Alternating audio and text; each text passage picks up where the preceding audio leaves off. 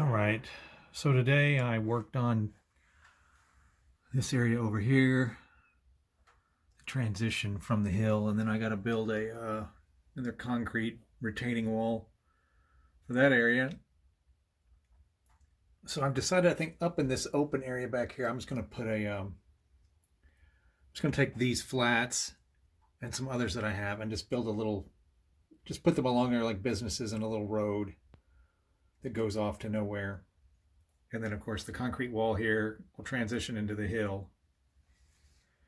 And then there's the bridge, which I need to paint the backside of it, and then I need to put some rust stains on it. I'm not sure what I want to do over in this area, but this hill is left over from when I tore out this hill to put in this new upper loop.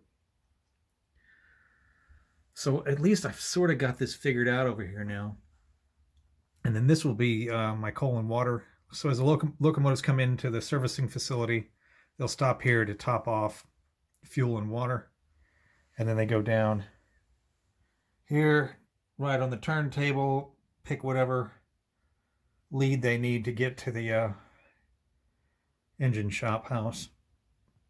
So this end is now kind of figured out.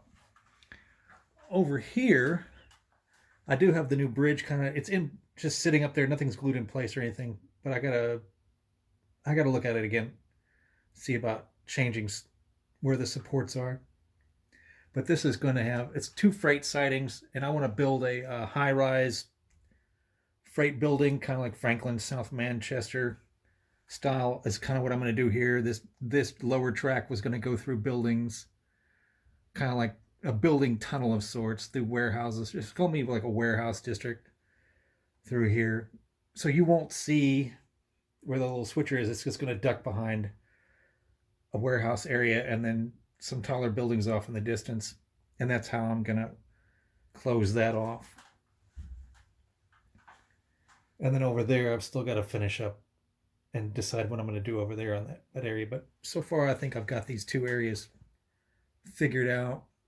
Still a lot to do. I don't approach it with like focus on one complete area and then finish it and then move to the next. I kind of work on one area and then I stop because sometimes I just get kind of unsure of what to do. So like, well, I'll just walk away from it for a little bit, work on something else till I can think about it and decide what to do. So this is working out now. I'm happier with how this is going to play out.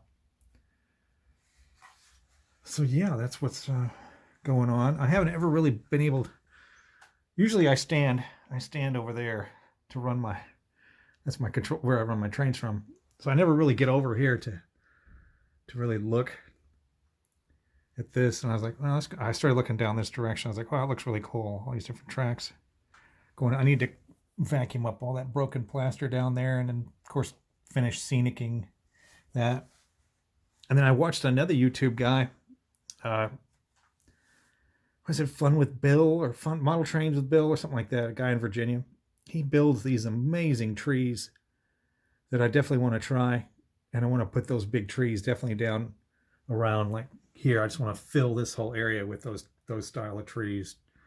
I mean, I had to use the shorter trees up at the top of my mountain just because it's so close to the ceiling, but it kind of gives a forced perspective kind of look. But definitely I want to build those taller trees for down close to the around this new loop I've got. And then of course way back in the corner, still not sure I'm going to put back over there.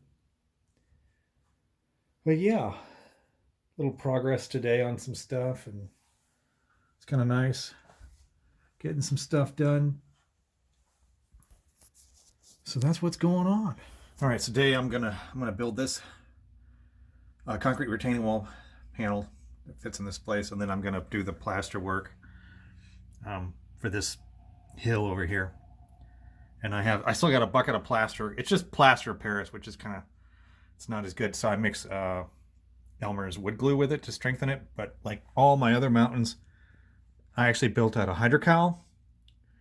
It was a 50-pound bag. I picked it up for $40 from an art supply, which is extremely cheaper than Woodland Scenics. But I ran out of that doing castings and basically doing all the mountains I had done before. So all this is done with just plaster of Paris with glue mixed in. And then I use those blue You probably seen blue shop towels.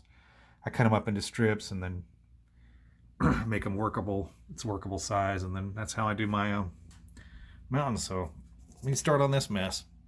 All right, I got the area prepped.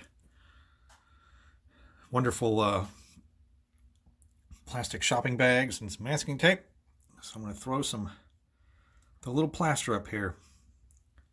Oh, well, I got to cut the paper towel strips out, but it's going to be covered and look like a hill here in a minute. All right, so there's the plaster covered webbing, cardboard webbing. Just going to dry, take a while to dry because it's gotten cold here in Texas. And I'll leave all the plastic and everything on plant. I'll probably fill this in with Sculptamold. Got to do that over here. So that is complete, and I took all these wood panels in. I'm going to go paint them on my workbench. That's what I'll do today. And then I thought I'd just kind of show you exactly where my layout is. So my layout is in the garage. And what originally was, this was shelving. It was just 2-foot wide shelving, and we put up holiday decorations and stuff like that. And the stuff we were putting up there is over here now. But it was just so heavy for me to get down. So then I just put it on the ground, and then it was just empty up there. And then, you know, I got the train bug again because I was running my post-war train around my Christmas tree. And then I came out here and took a look, and I was like, oh, I think I can build a layout up there. So it's supported along the wall as a shelf, and then I added on. And originally it was just this portion. It was just a loop. It was a dog bone. It's a dog bone layout, but it's two reversing loops that are over on this side, and then it loops around over here. And then after I got the post-war Santa Fe passenger set, I added on this whole section. That's the most recent. And then I added on this little sliver right here that supports this bridge. But when you come out into my garage, yeah, this is what you see. That's the backdrop. But yeah, it hangs from the ceiling. And then I have an access opening here so I can get up in case something derails or comes off back here. And then I have an access opening panel here, and then I stand. This is where I stand to watch and run my trains. I also have a stand over here. I'd really sort of like just a stand that went all the way to kind of match the opening here that I could walk along. I don't know if that would work or not, but you can kind of see. So here's has the city backdrop on it. But yeah, that's my layout. It's kind of up in this contained area up here. You can see the wiring. I have a lot of wiring to take care of still. But that is my layout and where it is.